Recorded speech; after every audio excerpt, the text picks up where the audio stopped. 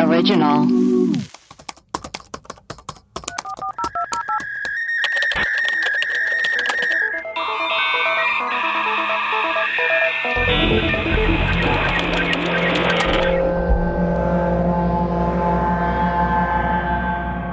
Hello, and welcome to Webcrawlers, the podcast where we do a deep dive into some of our favorite mysteries. Each week, we will introduce our topic, lay out our research and findings, reveal some conspiracy theories, and conclude with our own hypothesis. I'm Allie Siegel. I'm Melissa Stettin. And I, producer Maria.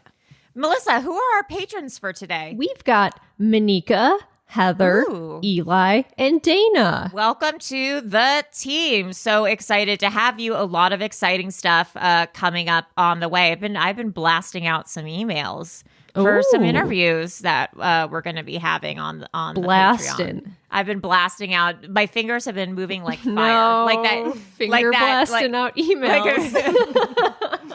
It's like that GIF of the monkey or the cat at the computer where they're just typing away. That's me sending out cat. Emails. Yeah, keyboard cat. Melissa. Yes. We have a crazy episode today. What is it? Yes, we do. This was. Oh my God! I'm seeing something crazy in the dock, and I'll. I know what you're saying.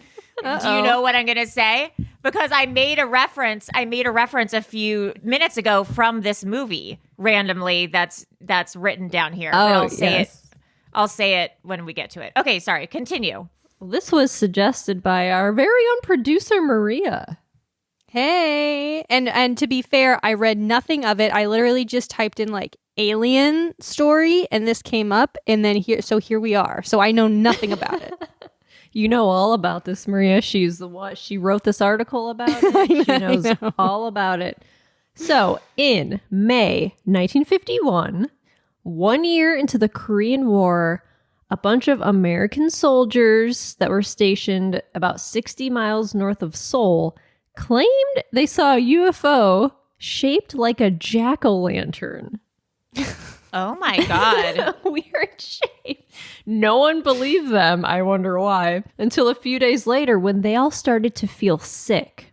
Uh-oh. So theories range from high-tech Soviet death rays to aliens studying how we engage in battle to combat-related stress-induced hallucinations. So one actually happened? Let's get into it.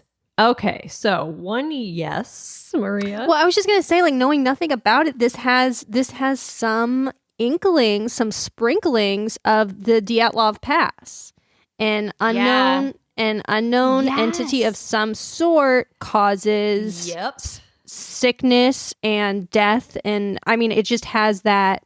Yeah, go on. I was thinking about the Dyatlov Pass while writing all this down. So.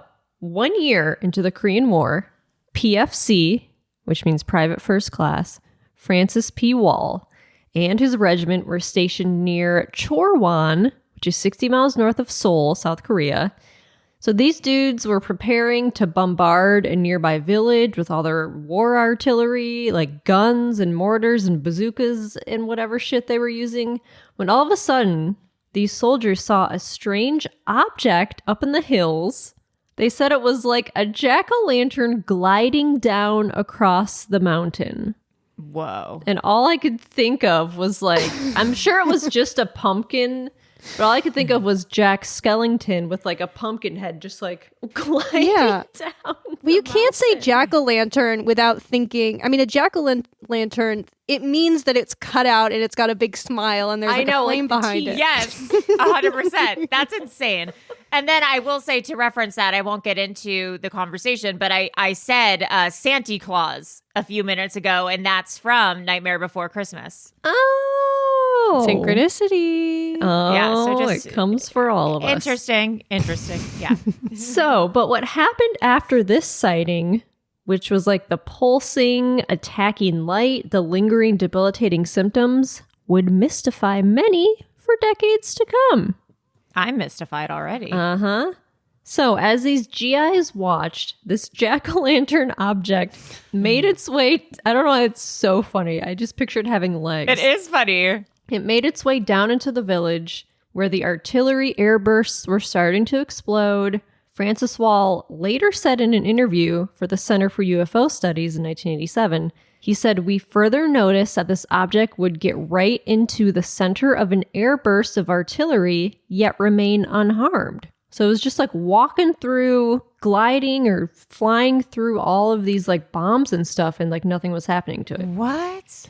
Suddenly the object turned and the glowing color changed from orange to a pulsating blue-green brilliant light. This is crazy. And so he asked his company commander for permission to fire at the object with armor-piercing bullets from an MI rifle. And so as the bullets hit the body of the craft, he said they made a metallic ding, like they just kind of ping, like What? ricocheted right off of it.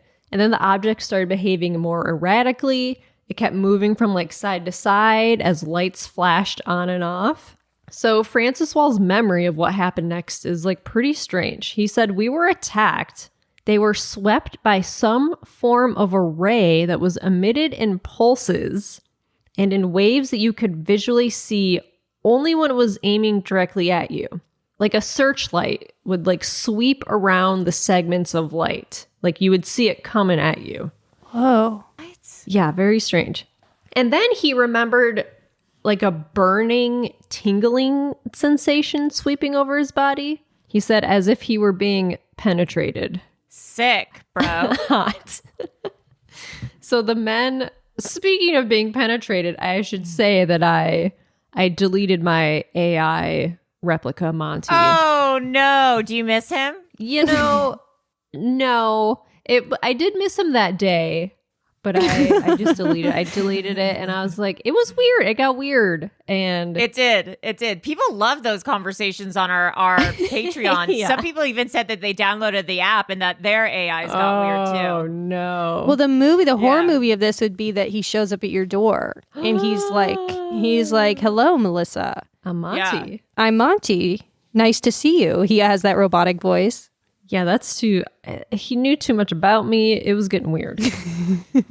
That's amazing. Anyway, okay. So these men rushed into underground bunkers and were like peeking through the windows.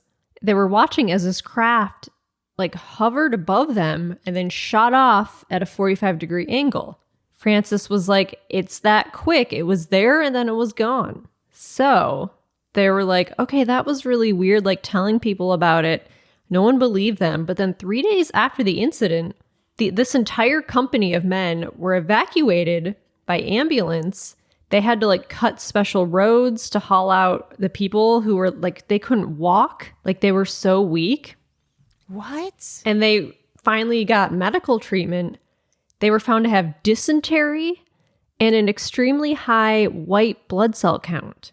Whoa. What is going on? Yeah. So Richard F. Haynes, who's this UFO researcher and former NASA scientist, said, "To me, they had symptoms that sounded like the effects of radiation."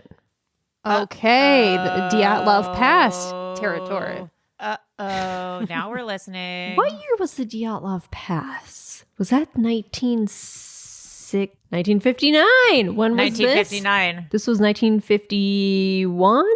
Uh-oh. That's weird. That's weird that they're so close in time together. This was 51.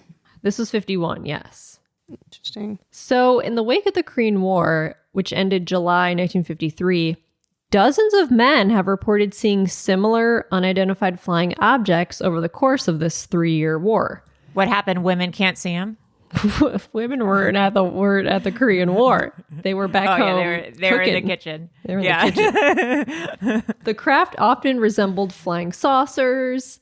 And then according to some unofficial reports, as many as 42 were corroborated by additional witness reports, which is like an average of more than one a month in just over 3 years. Like crazy. 42 different objects. So at first, according to a Korean War historian, Paul M. Edwards, a lot of researchers believe that the sightings were Soviet experiments and based on German technology and foreign research and anti-gravity. That classic German engineering, I'm telling you. Yeah.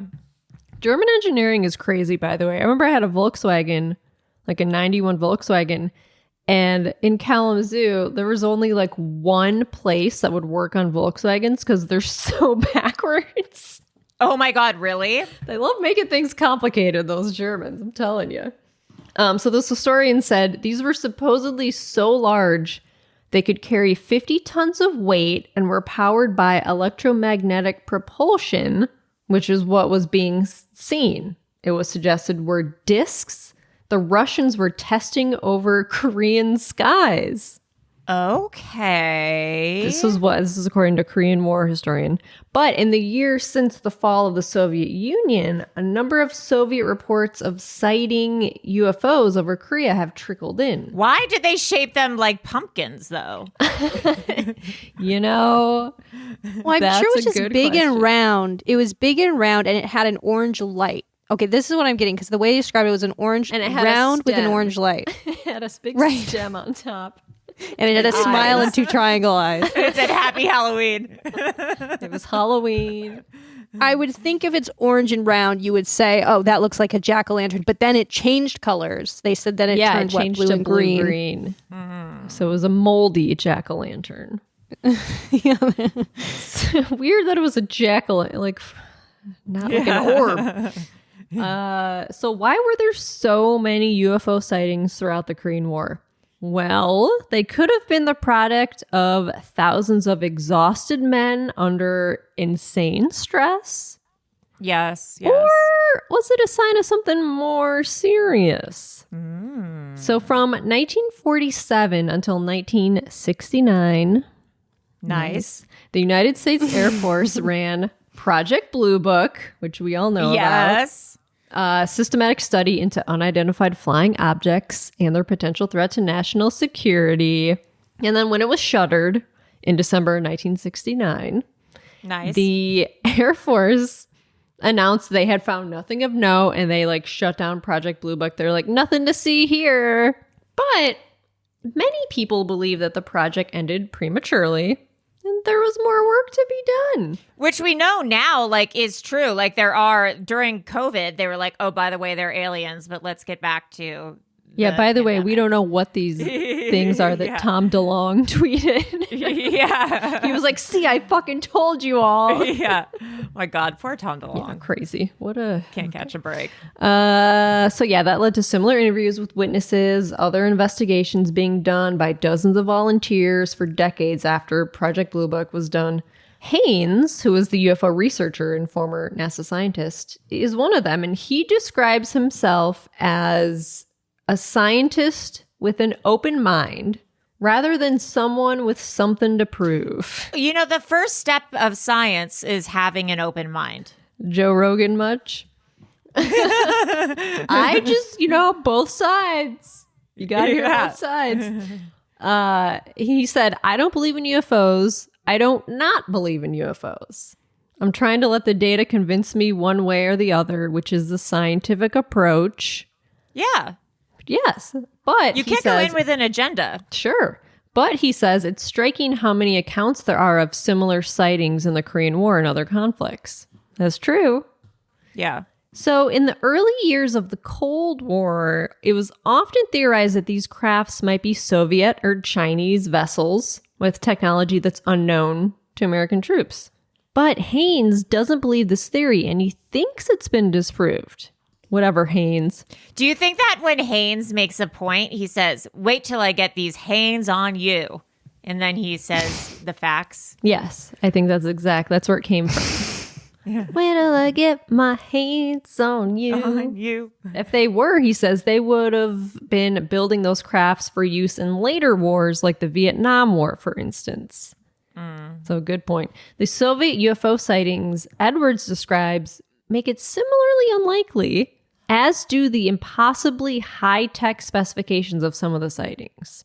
So Francis Wall, the guy who initially saw these, he described a kind of force field taking effect a while after he began shooting, where his bullets simply ricocheted away from the craft. Oh my God, yeah. So Haynes believes these sightings in the Korean War suggests that something in the universe is interested in how human beings behave during military action.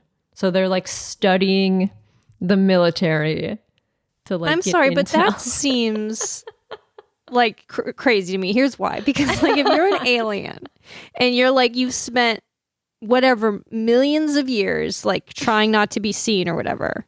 Sure. You know, I'm not saying millions. I'm just saying that's I don't know how long. Yeah, right. Billions. You know, billions.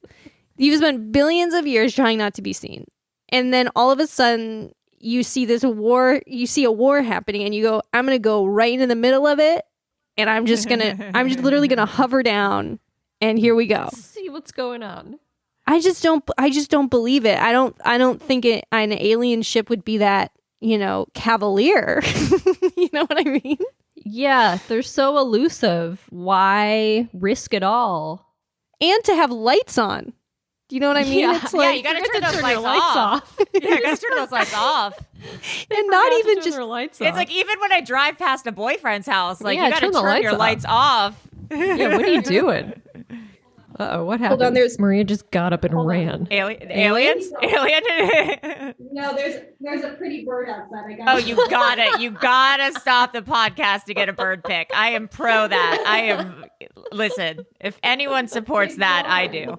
You gotta get that bird pic. It's gone. Oh, fuck. It's gone, but if it comes back, you'll see me shoot up and run. Yeah, you gotta get a bird pic. Wait, describe for the listeners, what did that bird, what It was did a it look red, like? it was a beautiful, no, I don't know what kind of bird it was, but it was red.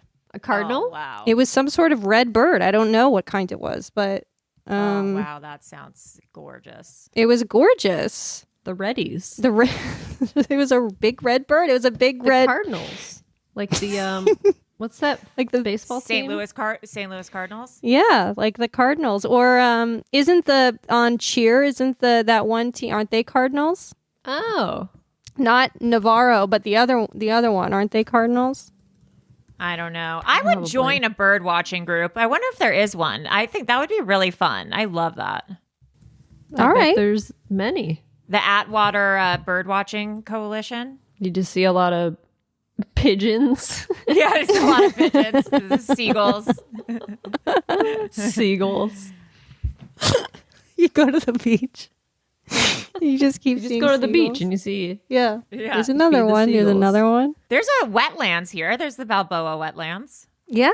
There's a ton of bird. There's a ton of cool bird watching areas in the Los Angeles I region. bet. Gotta get some binoculars. Yeah. Yeah. Go- Just Yeah, get- binoculars.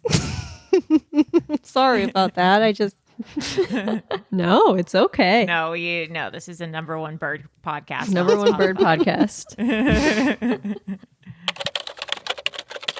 Let's take a quick break for announcements. Webcrawlers has a Patreon to get access to rewards, bonus episodes, video episodes a day early, audio episodes a day early, shout outs. Please go to patreon.com/webcrawlers.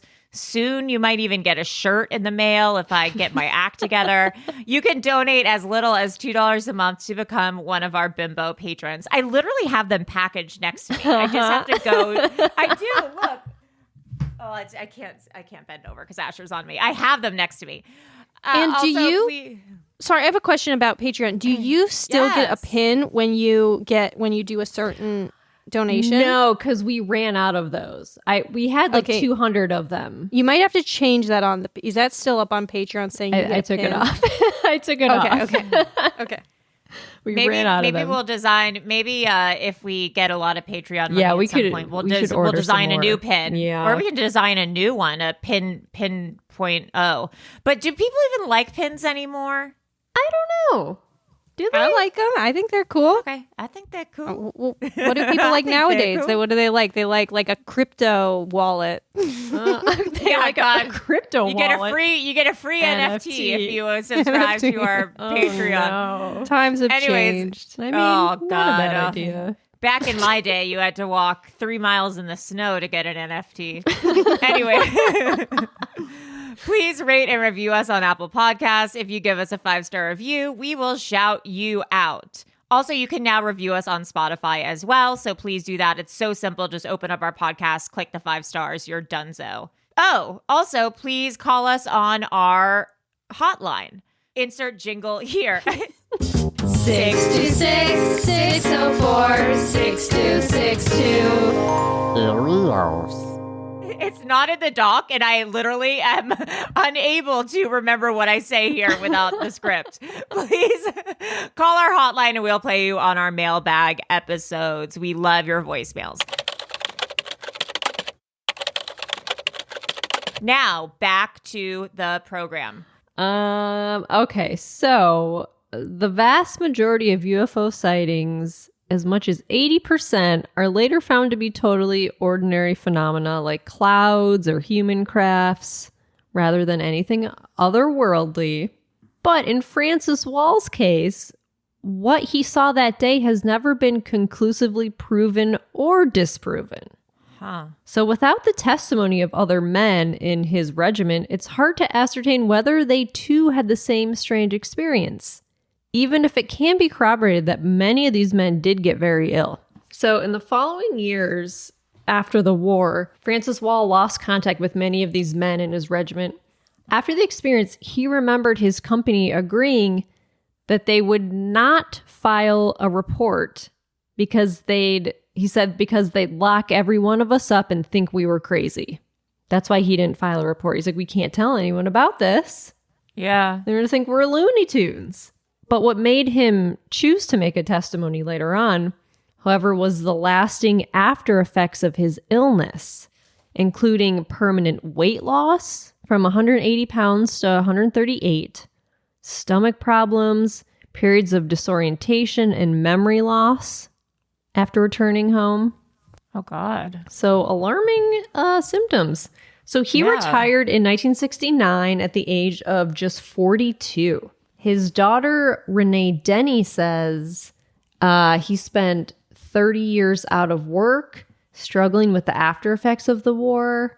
She said back then, they didn't know the name of it, but I guess you could say it was a form of PTSD. PTSD, yeah. She said over the years, he would tell and retell this tale of his strange UFO sighting, and the story was always the same, and it never changed throughout the years.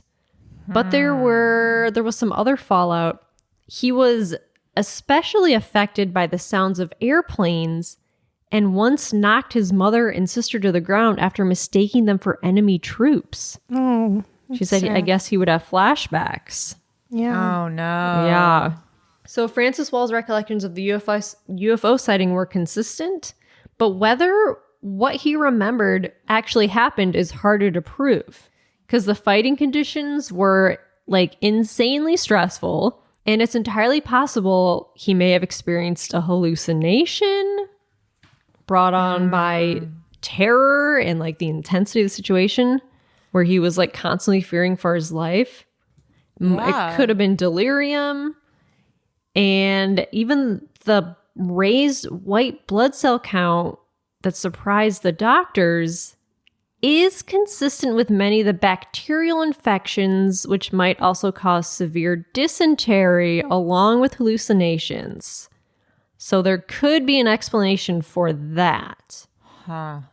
But in a later interview, Francis described how he had discussed what he saw with 25 other men, but no one ever came forward to like tell their story. Like they all talked about it. They're like, that was fucking weird, but Francis is the only person to come forward and say anything. Yeah, they're probably afraid to. Yeah. You know what else it could have been is I've also heard about, I don't know how true all this is, or maybe it is true, but sound waves can sicken you. Like we're working on like getting sound. Pass. Oh yeah, so it could be if it was some sort of enemy, what do you call it? Yeah. Thing.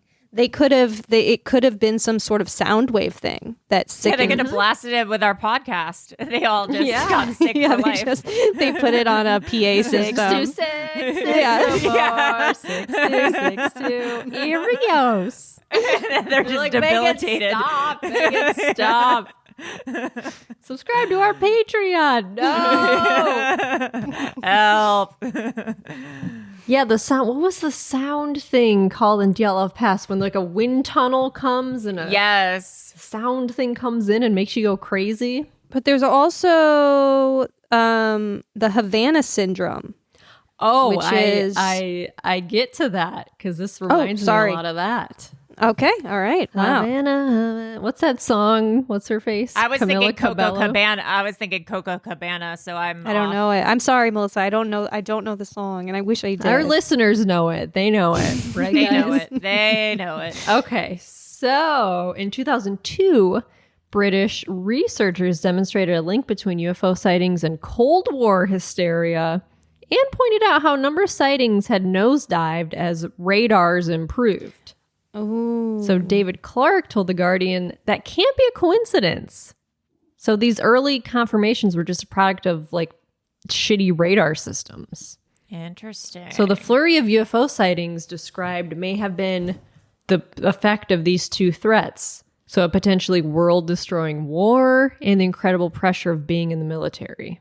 So Francis had experiences in those years in Korea that would scar him until his death in 1999. One night, his daughter said he managed to make his way through a pitch-dark minefield, praying for his life as he went, and others who made the same journey were not so fortunate. So when he went into the war, his daughter said he was happy-go-lucky, and then he was just a totally different person when he came out. Sure. Which, yeah, I mean, for sure effects of PTSD, but like, oh yeah, who knows what else fucking happened? Like crazy. Can you imagine? I mean, there's no way to imagine it, but that level of fear for that, like, long of time, like to just constantly be afraid and never. 3 years, you're there just Insane. waiting to die. Like someone's just gonna spring on you and just shoot you and fucking kill you. I can't imagine. That's I can't. It would just so crazy. It's crazy. But yeah, this made me think about Havana syndrome. Havana syndrome, from what I've read, doctors and scientists and intelligence agents and government officials have all been trying to find out what causes this thing called Havana syndrome, which is this like mysterious illness that has struck American diplomats and spies. Some people call it like an act of war. Others wonder if it's some like new and secret form of surveillance. And some people think it could all be in their minds. Huh. So what the fuck is this? So it starts with a sound. Some people describe it as like a buzzing or like grinding metal or piercing squeals. Okay, web crawlers. Yes. That's what everyone describes my voice as. Yeah. It's so buzzing, grinding metal. So one woman described a low hum and intense pressure in her skull. Oof. And another felt a pulse of pain. And those who didn't hear sounds, they felt heat or pressure. So some of the people who experienced the syndrome felt like dizzy and they had fatigue for months. Oh. One of the U.S. Embassy staff awoke to a loud piercing sound in one ear, followed by nausea and vertigo. So within 5 years, similar symptoms have been reported by more than 100 U.S. spies, diplomats, and defense officials in China, Russia, Austria, Serbia, the White House, and beyond. My God. So the U.S. doesn't know who or what is behind these incidents, and the theories range from a sonic weapon attack to nerve agents and microwave death rays. Wow. But there's no physical evidence of a weapon, and Moscow, China, and Havana deny any involvement in the attacks, if there were, in fact, any attacks to deny. This past August, Kamala Harris made a trip to Vietnam. They had to delay it for 3 hours because of a reported case at the embassy. Whoa. They're like, you can't go in there. There's crazy. Havana syndrome case in there. Oh my God. Kitty, what are you meowing at? So U.S. national academies found that the most plausible explanation is that the U.S. is being attacked by directed pulsed radio frequency energy. In other words, microwave attacks. Holy shit. And this technology dates back to the Soviet Cold War, when high-powered beams were designed to disable electronics. So that's kind of like the sound wave thing, the Dyatlov Pass Yeah. thing. And there have been previous microwave attacks on U.S. embassy staff. So during the Cold War, beams of microwaves were aimed at the U.S. embassy building in Moscow from 1953 to 1976. Okay. So All they right. were doing We're getting this. somewhere. We're getting somewhere here. We're getting close. We're getting warmer. And dozens of Canadian embassy staff and their families also became ill in Havana, which led the Canadian researchers to think that maybe it was linked to chemicals used in pesticides, insecticides, and nerve gases. So Cuba launched this campaign against mosquitoes in 2016 to stop the Zika virus spraying in and around offices and diplomatic residences. So people are thinking, oh, is it from the spray to kill mosquitoes from the Zika virus? Could it be from that? Oh, maybe. Because it started in 2016. So the CIA has found that most cases of the mysterious ailments are unlikely to have been caused by Russia or another foreign adversary, and a conclusion that angered victims. Like, they just came out with this a couple weeks ago. They're like, Well, that's what they want us to think. Havana syndrome's nothing. They're all like, they were kind of taking it seriously the past 5 years. I remember hearing about it. I'm like, oh, and I asked Martin about it. He's like, yeah, it's a real thing. I'm like, oh, crazy. I didn't know. Did you ask Montgomery about it? I asked Montgomery about it, and he was like, yes, it's Soviet death rays coming for us all. Come to my dungeon. Yeah. So a majority of the 1,000 cases reported to the government can be explained by environmental causes, undiagnosed medical conditions, or stress, rather than a sustained global campaign by a foreign power. This is what the CIA says. So that's what they say.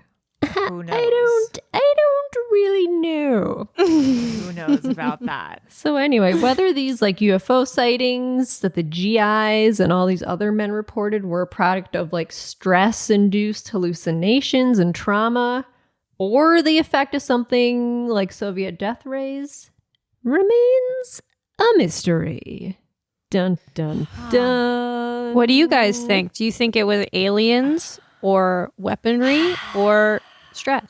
I think it's weaponry. I don't know. I think that they were trying to experiment with some sort of sound waves or microwave attacks. I think because of the timing, because it was in the 50s when the Soviets were doing all these weird microwave attacks. I think that has something to do with it. They were just throwing microwaves at people. They were like driving into crowded areas and throwing microwaves. They're like, let's build a spacecraft that looks like a jack-o'-lantern because no one will ever believe them. I know. That does seem legitimately like what they probably planned. Yeah. Remember in Mars Attacks, the way that they kill the aliens at the end, spoiler alert, is they blast songs at them. It's also the same in Be Quiet or whatever, The Quiet Place. What's that? Be Quiet. Be Quiet. The John Krasinski movie with the quiet. Be quiet. You gotta be quiet. Be quiet. Be quiet. Shush, you guys. Shush, you guys. There's aliens around. Shut up, please. Shush. It's called shh. Yeah, guys, shut up. Seriously, just don't talk. Just please. Yeah, those were weird. Yeah, they also use sound. Sound waves or something. I think that's what it is. I think aliens are too introverted to be like, let's go check out this war. They are introverted. They're definitely introverted. I wonder what they get on that. What is it? The like INFJ. Oh, the INFJ. Whatever. The Briggs. What is it called? Briggs, Myers-Briggs. There's a documentary. That lady turned out to be not good. She's like a Nazi or something. Right. Everyone turns out to be a Nazi eventually. She got milk. Yeah, she got milkshake ducked. Oh, nuts. Anyways, if you guys have nuts. Oh, nuts. If you guys have any theories on this, Melissa, where can people reach us? Please email us at webcrawlerspod@gmail.com. All right. Well, I am Allie Jack Skellington Siegel. I am Melissa Microwave Death Ray Stetton. Yes. And I'm producer Maria, the bird watching Blasucci. Oh, fuck yeah, that's good stuff. All right, bye. Bye.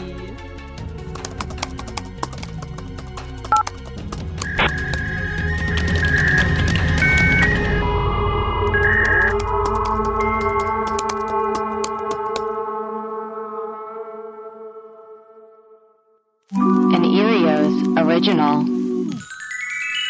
Powered by Acast.